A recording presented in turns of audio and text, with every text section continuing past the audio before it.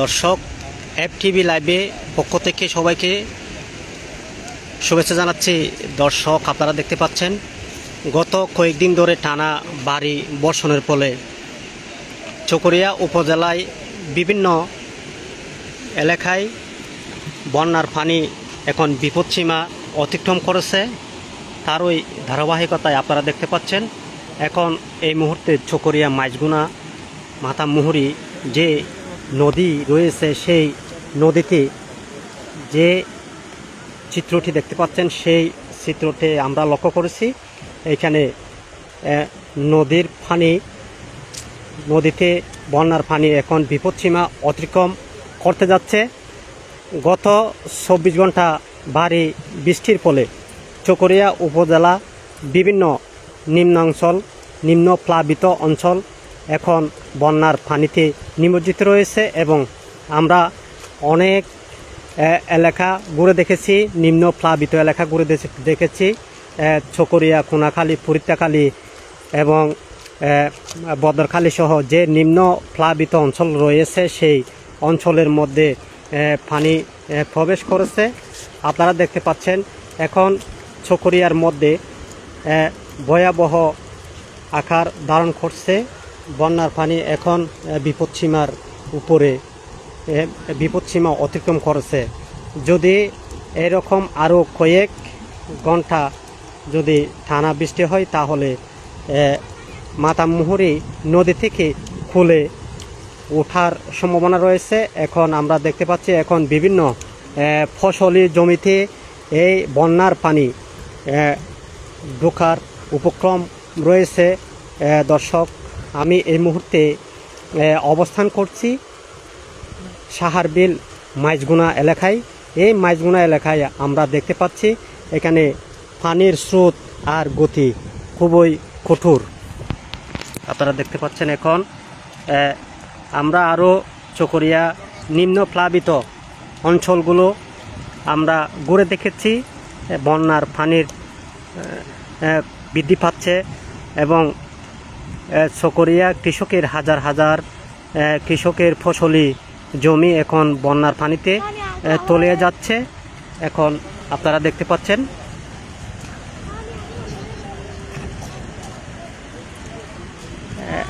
দেশ বিদেশে যারা অবস্থান করছেন এবং যারা বাংলাদেশের খোঁজখবর নিচ্ছেন তাদেরকে দেখার জন্য আমি লাইভে আসলাম। আসলে বাংলাদেশে পুরো বাংলাদেশে কয়েক জেলায় ভয়াবহ বৃষ্টির কারণে এখন নিমজ্জিত রয়েছে নিম্নাঞ্চলগুলো।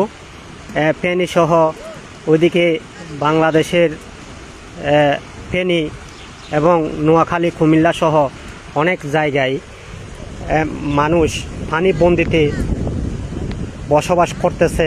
তাদেরকে উদ্ধার করার জন্য, পানি থেকে উদ্ধার করার জন্য বিভিন্ন প্রশাসন এবং স্বেচ্ছাসেবী সংগঠন এবং আরও বিভিন্ন ধরনের স্বেচ্ছাসেবীরা তারা কাজ চালিয়ে যাচ্ছে।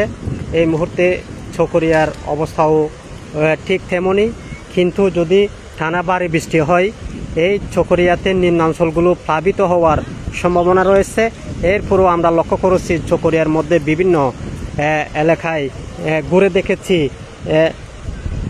বৃষ্টির পানি জলাবদ্ধ হয়ে স্থির অবস্থা রয়েছে এবং যেখানে মাতামুহুরী নদী, সেই মাতামুহুরী নদীর মধ্যে যে বন্যার পানি পাহাড়ি ঢালু বেয়ে যে বন্যার পানি আসতেছে সেই বন্যার পানি এখন নিম্নাঞ্চলে প্লাবিত হচ্ছে এবং এখানে যে নদীর আশেপাশে যে ফসলি জমি রয়েছে সেই ফসলি জমিও এখন বন্যার পানির সাথে তলে যাচ্ছে।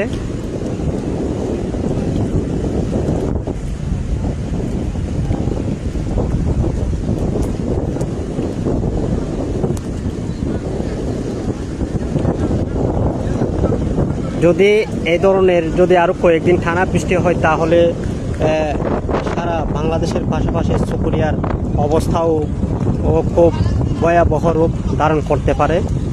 এখন আমি এই মুহূর্তে অবস্থান করছি সাহারবিল ইউনিয়নের মাইজগুনা এলাকায়। এই মাইজগুনা এলাকায় আমরা দেখতে পাচ্ছি এখানে যে যে ব্রিজের পিলার রয়েছে সেই ব্রিজের পিলারের মধ্যে বন্যার পানি এসে ধাক্কা খাচ্ছে এবং উচ্চ স্বরে শব্দ করতেছে এবং নিম্নের দিকে সেই পানি চলে যাচ্ছে, সাথে ফসলি জমিসহ বিভিন্ন ক্ষেত খামারের যে পণ্য রয়েছে সেই পণ্যগুলো এখন চলে যাচ্ছে, আপনারা দেখতে পাচ্ছেন।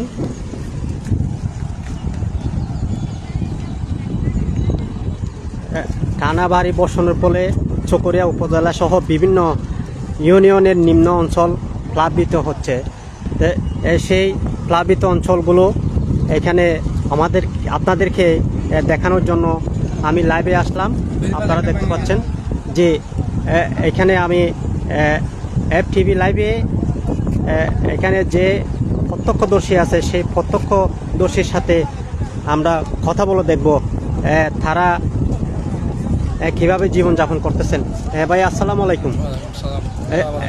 যে আপনার নামটা কি ভাইয়া? মোহাম্মদ। জি জি, আপনার এলাকার অবস্থা কেমন? আমাদের এলাকায় নদীতে পানি অনেক বেশি হয়েছে, বেড়িবাঁধ ভেঙে গেছে, সব ক্ষেত তোলা সব ডুবে গেছে, অনেক ক্ষয়ক্ষতি হয়েছে মানুষের। বেড়িবাঁধ কোনটা? বেড়িবাঁধ মসজিদের পাশেরটা সামনে। দর্শক, আমরা শুনেছি এখানে যে নিম্ন অঞ্চলে বেড়িবাঁধ রয়েছে সেই বেড়িবাঁধগুলো এখন ভাঙ্গনের পথে।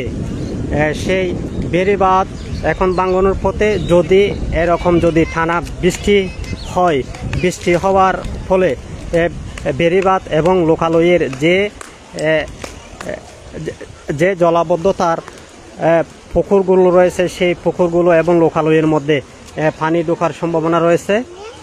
দর্শক, এটি হচ্ছে একটি উপকূলীয় এলাকা। এই উপকূলীয় এলাকার মধ্যে এখানে আমরা লক্ষ্য করেছি এখানে যে বাড়িঘরগুলো আছে সেই বাড়িঘরগুলো কোনো রকম এখানে বসবাস করতেছে। যদি তারা এখান থেকে যদি নিরাপদ আশ্রয়ে যদি যেতে চায় তারা নিরাপদ আশ্রয়ে যেতে পারবে, কারণ এখানে অতিরিক্ত কোনো পানি আসার সম্ভাবনা নেই। আপনারা দেখতে পাচ্ছেন।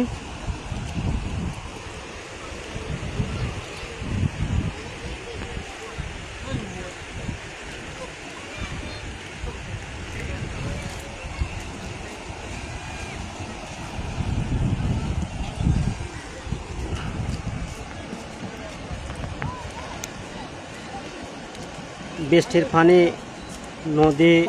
নদীতে টইটম্বুর হয়ে গেছে।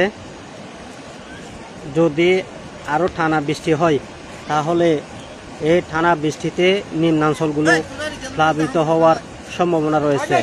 আমরা খবর নিয়ে দেখেছি এবং ঘুরে দেখেছি চকরিয়া, কোনাখালী, ফুরিপ্তাখালী সহ বদরখালী সহ আরও বিভিন্ন ইউনিয়নের মধ্যে এখন বাঁধ অতিক্রম করে লোকালয়ে প্রবেশ করেছে এবং সেই স্থানে বসবাসরত যে সর্বজনসাধারণ তাদেরকে নিরাপদ আশ্রয়ে যাওয়ার জন্য বলা হয়েছে।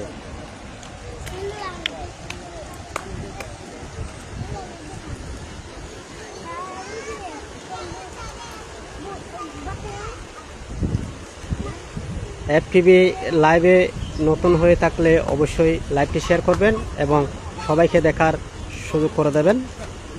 ধন্যবাদ সবাইকে। আল্লাহ হাফেজ।